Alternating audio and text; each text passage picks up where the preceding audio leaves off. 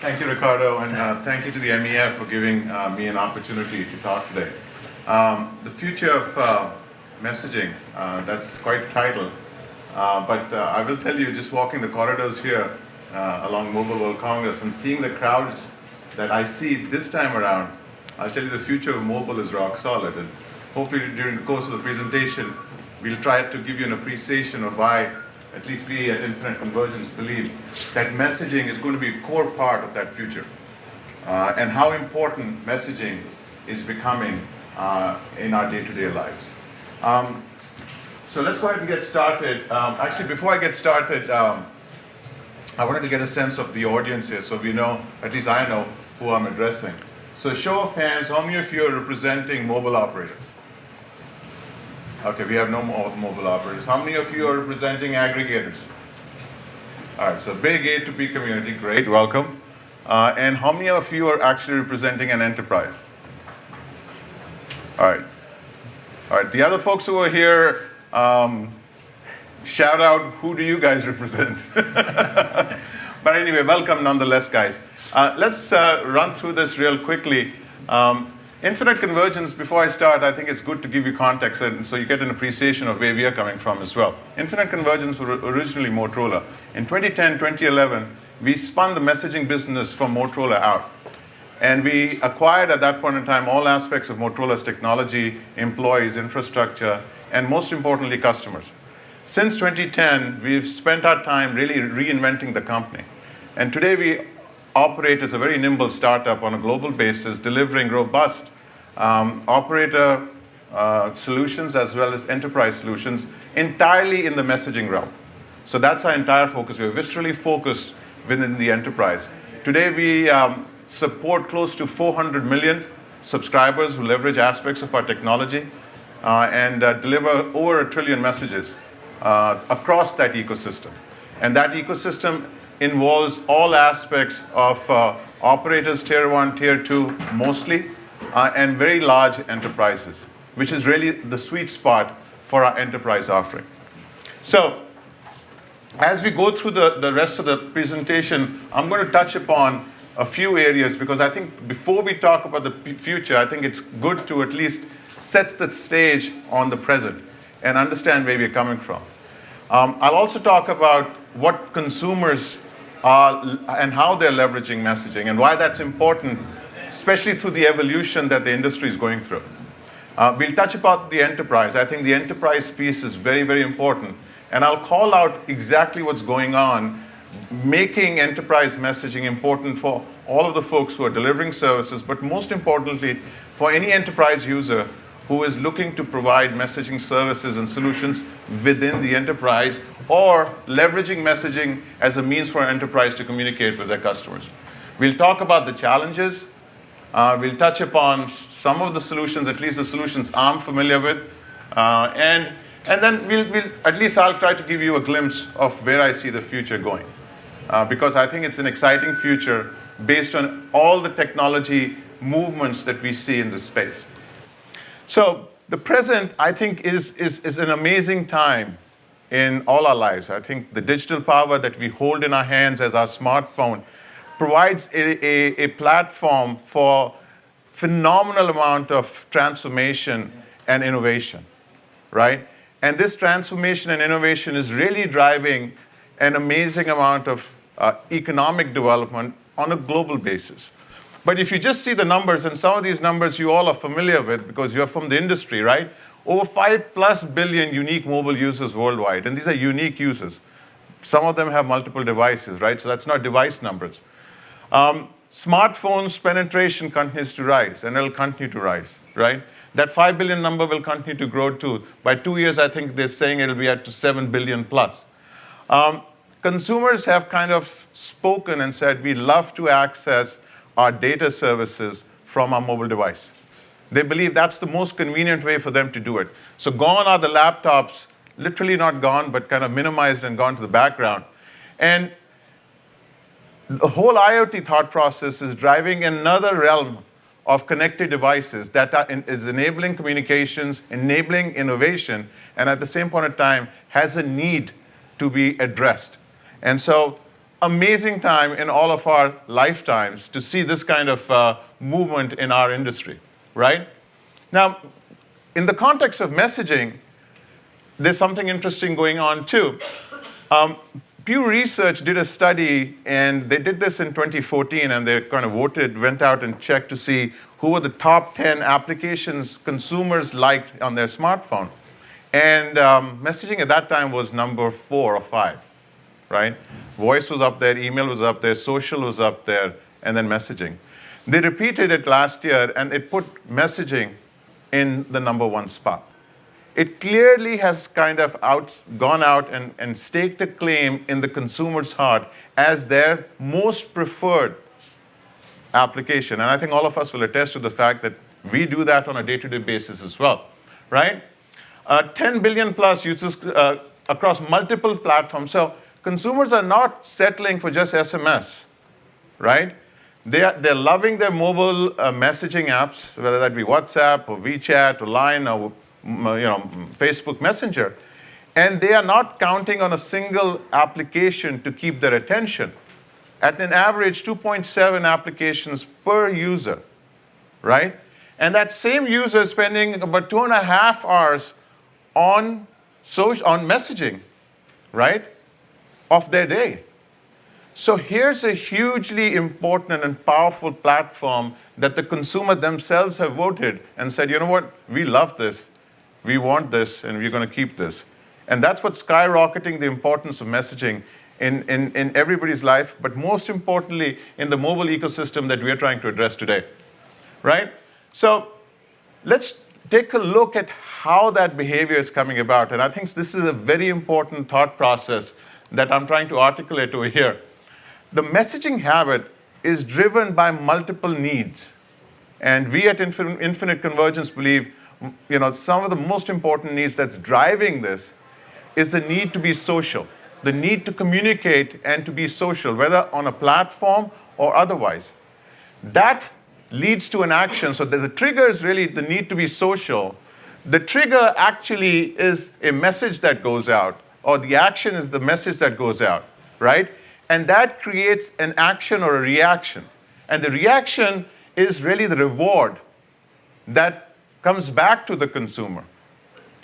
A lot of likes, a lot of acknowledgments, a lot of responses, right? And when the consumer gets that real-time response or near real-time response, they go back into that thought process and drive that cycle all over again. That drives continued engagement within that consumer's lifetime or daytime or whatever time they want to communicate. And this is what is inherently making messaging a hyper-engagement platform that is becoming more and more important and was voted number 1 by consumers as their favorite means to communicate, right? So a large portion of that habit, not all of it, but a large portion of this is being driven by millennials, right? And I'm not trying to date myself here, but let's acknowledge the way millennials are some of you are here, so I won't date all of you guys either.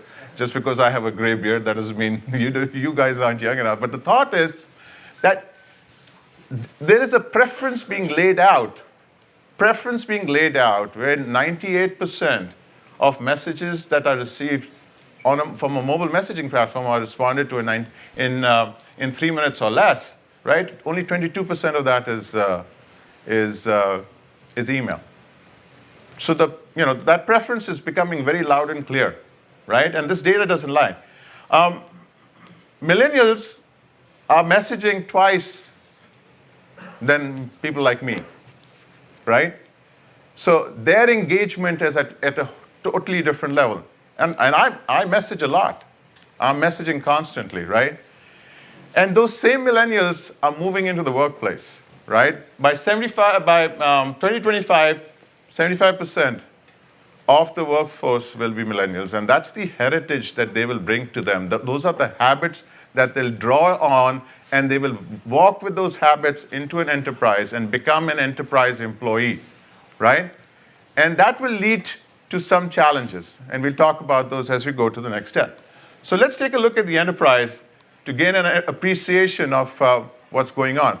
Now, traditionally, this audience is a B2C audience. That's your A2P community, right?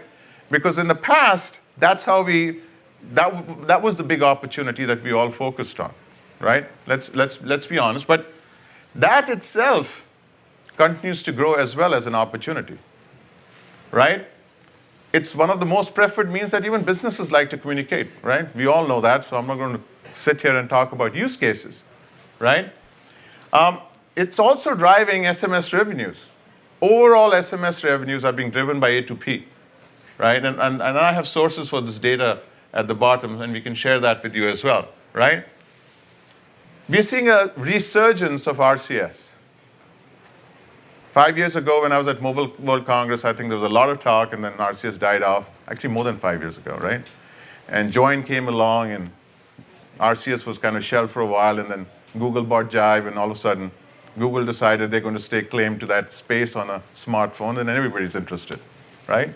So RCS killer use case that everybody's talked about, and you'll see it all over the show, is also an A2P use case, right? Where you're communicating with your customer from an application.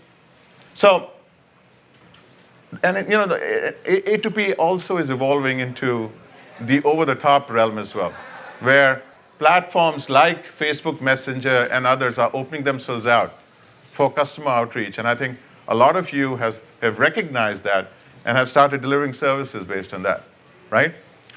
The next aspect of where we even at Infinite Convergence believe is also a big opportunity is B2B, where businesses want to communicate either internally or with their partners, associates, or their vendors.